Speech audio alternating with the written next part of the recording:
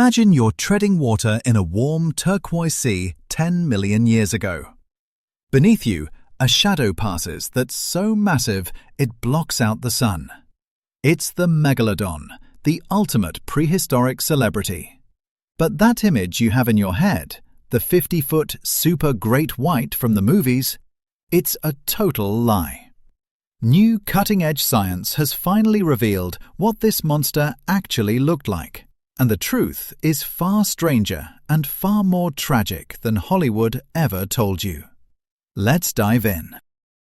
Imagine for a second that you're treading water in the warm, shallow seas of the Miocene epoch, roughly 10 million years ago. The sun is shining, the water is a crystal clear turquoise, and beneath you, a shadow passes that is so large it momentarily blocks out the light from the surface. You've just met the ultimate celebrity of the prehistoric world, Otodus Megalodon. Thanks to summer blockbusters and sensationalist TV weeks, we all have a pretty clear picture of this guy in our heads. It's essentially a great white shark, but hit with a sci-fi enlarged ray until it's the size of a bowling alley. That's the image burned into our collective consciousness. A 50-foot-long eating machine with a dorsal fin the size of a sailboat. And look, the reputation is well earned. The main evidence we have for this leviathan are its teeth. Massive, serrated triangles that can measure over 7 inches diagonally. To put that into perspective, holding a megalodon tooth is like holding a slice of deep dish pizza that's made of calcium and designed to sever whale spines. Here is the thing though. For centuries, humans didn't even know these were teeth.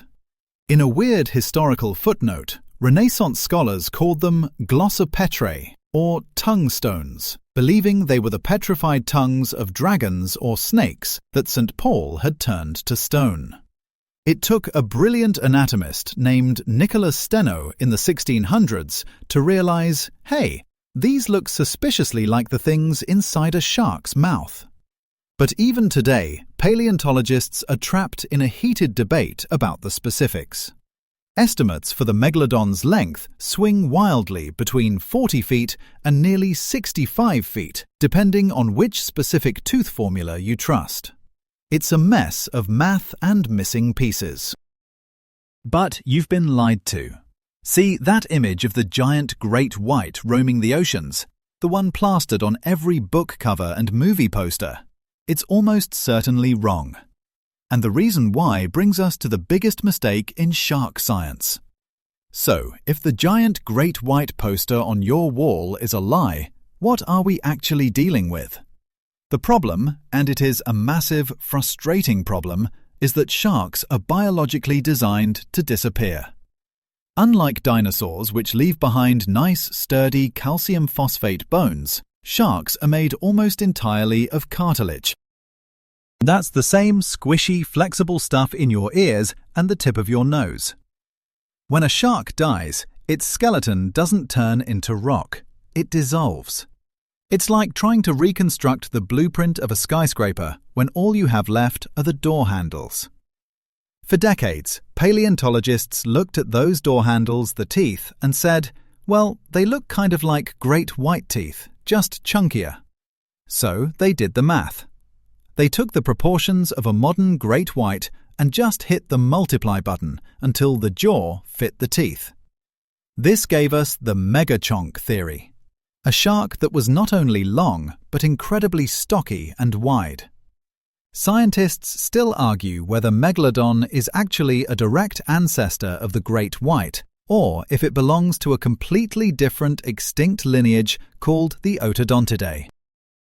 It's the difference between your grandfather and your grandfather's weird cousin who disappeared in the 70s. If they aren't directly related, using the great white as a body double is scientific malpractice. Now for the part nobody expects. A groundbreaking study led by Philip Stearns and Kenshu Shimada recently took a closer look at the few bits of spinal column we actually have, specifically a set of vertebrae found in Belgium. When they analysed the growth rings, yes, like a tree, They realized the spacing didn't match the stocky body plan at all. The new data suggests Megalodon wasn't a thick, bulky bruiser. It was stretched out. Imagine a great white, but you grabbed it by the nose and tail and pulled. It was likely slender, elongated, and far more streamlined than we ever imagined. Think of it like cars. We used to think Megalodon was a Hummer, wide, heavy, and built for brute force. The new science suggests it was more like a stretch limousine or a bullet train. It was still massive, reaching those 50-foot lengths, but it carried that weight differently. This changes everything. A longer, thinner body means different hydrodynamics. It wouldn't swim with the stiff, powerful bursts of a great white. It likely had a more undulating, eel-like swimming motion. This wasn't just a cosmetic update. It fundamentally changes how this animal hunted, moved, and ate. It wasn't just a floating mouth. It was a precision instrument designed for endurance. And that endurance is key because, as we're about to find out, fueling a body that big requires an engine that runs a little differently than your average fish. Most of us learned in biology class that fish are cold-blooded. In the ocean, generally speaking, your body temperature equals the water temperature. If the water is chilly, you're sluggish. If the water is warm, you perk up. It's a passive existence, completely at the mercy of the thermostat. For a long time, we assumed Megalodon played by these same rules. We pictured a giant, lethargic reptilian scavenger cruising slowly to save energy, only sprinting when a slow-moving whale crossed its path. It made sense. Being big takes a lot of energy, so why waste calories heating up your body? But fossils don't lie, even if they are just teeth. Recent geochemical analysis has blown that cold-blooded giant theory out of the water.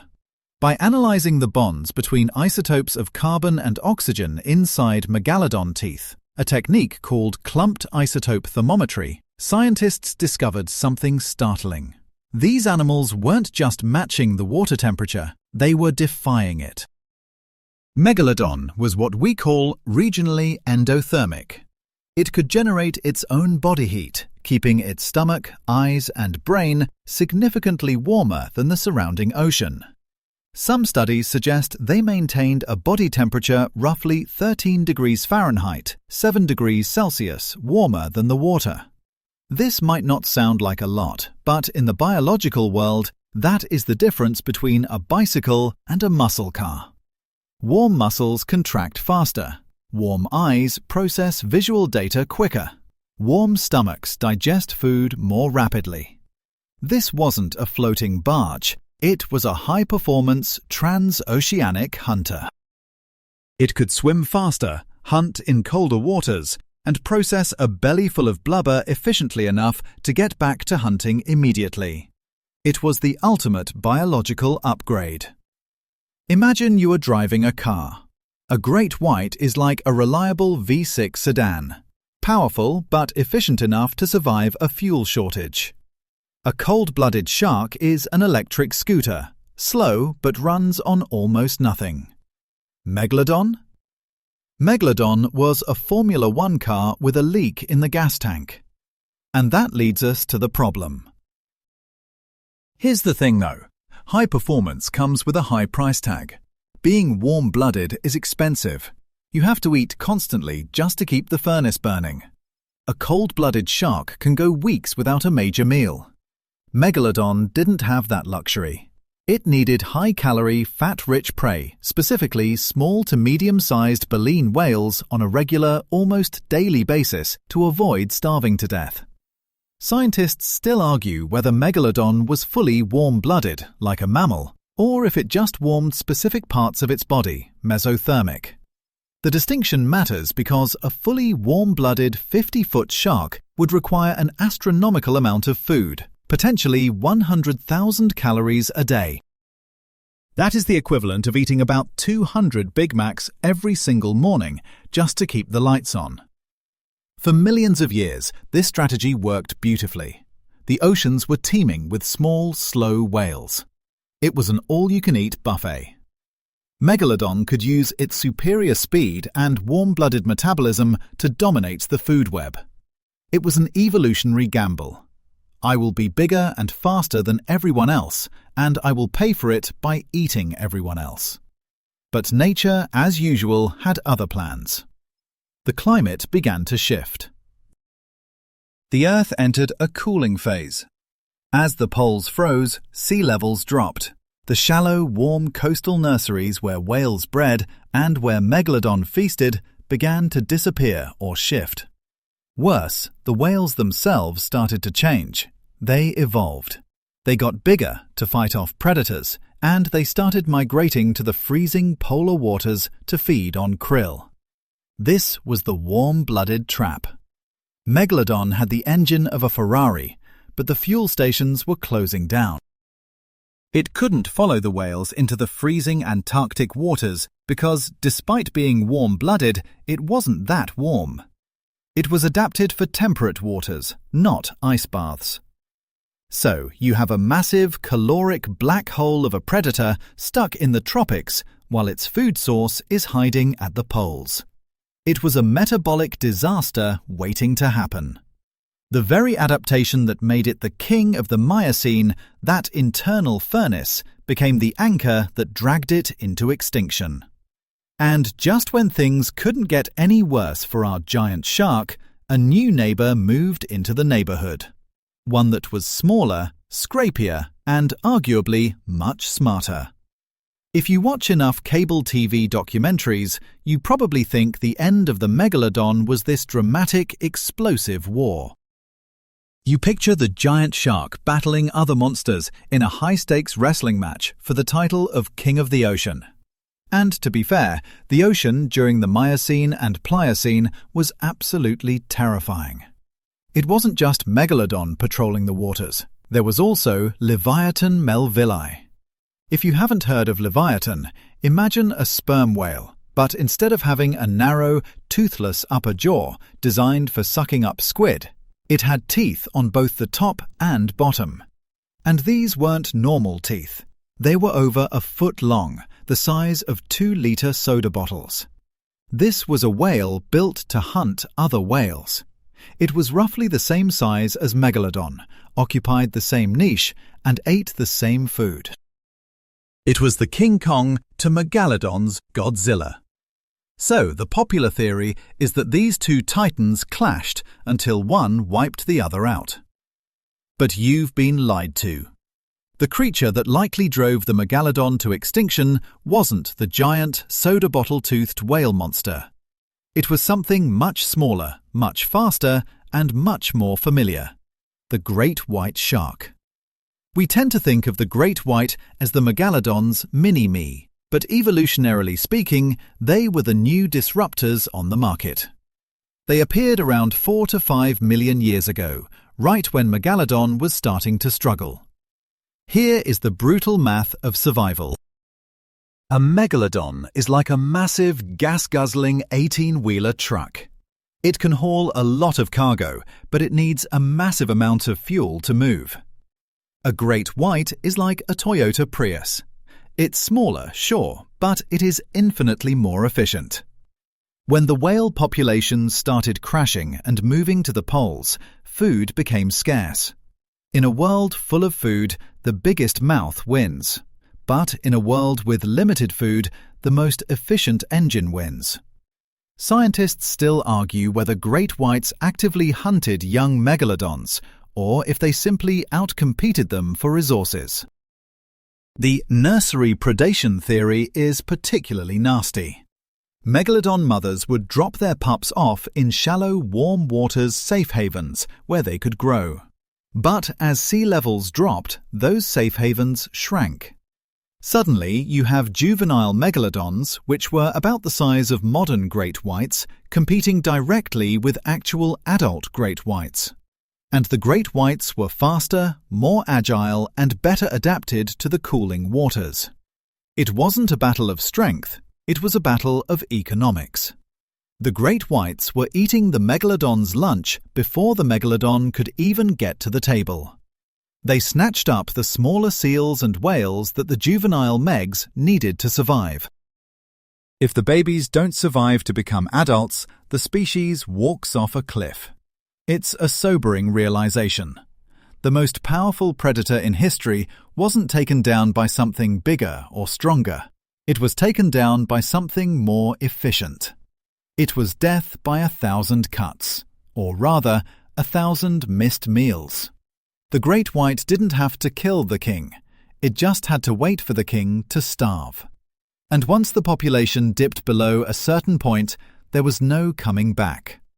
The ocean is a big place, and if you can't find a mate, and you can't find food, and the water is getting colder every day, the game is over. So, where does that leave us? Is there any chance at all, that a pocket of these monsters survived? Let's address the elephant in the room, or rather, the shark in the trench. Every time a video of a giant squid or a mysterious deep-sea blob goes viral, the comment section lights up with one word: Megalodon. It's the ultimate cryptozoology dream. The ocean is vast, deep, and mostly unexplored. We know more about the surface of Mars than we do about our own ocean floor. So surely it's possible that a small population of megalodons is hiding down there in the dark, right? It's a fun thought. It's also scientifically impossible. The Mariana Trench theory relies on the idea that the deep ocean is a great hiding spot. And sure, if you are a 6-inch bioluminescent jelly, it is.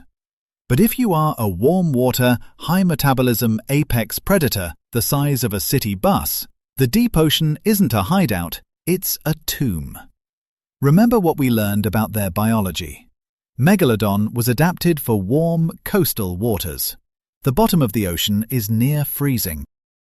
For a megalodon to live there, it would have to completely rewrite its entire DNA to become a deep-sea creature. It would need to shrink, slow down its metabolism, and change its feeding habits entirely. At that point, is it even a megalodon anymore, or just a really big sleeper shark? Here's the thing though. The biggest deal breaker isn't temperature, it's lunch. The deep ocean is biologically sparse. It is a desert. There simply isn't enough food down there to sustain a population of massive predatory sharks. Megalodon ate whales. Whales are air breathers. They live at the surface. If Megalodon was still alive, it would have to come up to eat. And if it came up to eat, we would see it. Scientists still argue about exactly when the last megalodon died. Estimates range from 3.6 to 2.6 million years ago, but they don't argue if it died. We have hydrophones listening to the ocean 24/7. We can hear whale songs from thousands of miles away. If there was a 50-foot bone crusher snapping whale spines out there, we wouldn't just see it, we'd hear it loud and clear. The reality is quieter and perhaps a bit sadder. The megalodon didn't hide. It didn't retreat to a secret lair. It just faded away. It was the perfect creature for its time, but time moved on, and it couldn't keep up. That doesn't make it a failure. It ruled the oceans for over 13 million years. Humans have only been civilization builders for about 6,000. In the grand scheme of things, Otodus megalodon had a run we can only dream of. It's gone, but the fossils it left behind remind us that for a long, long time, we weren't the ones at the top of the food chain. So the next time you look at the ocean, don't look for a monster. Look for the ghost of a king. The megalodon wasn't the bulky monster from the movies, and it isn't lurking in the dark waiting to eat a submarine. It was a sleek, warm-blooded, high-performance athlete that was simply out-hustled by the modern world. It's a story of evolutionary triumph and tragic obsolescence, which, honestly, is way more interesting than just a big fish with big teeth. If you want to uncover more prehistoric truths that movies got wrong, hit that subscribe button and let me know in the comments which extinct giant we should dissect next.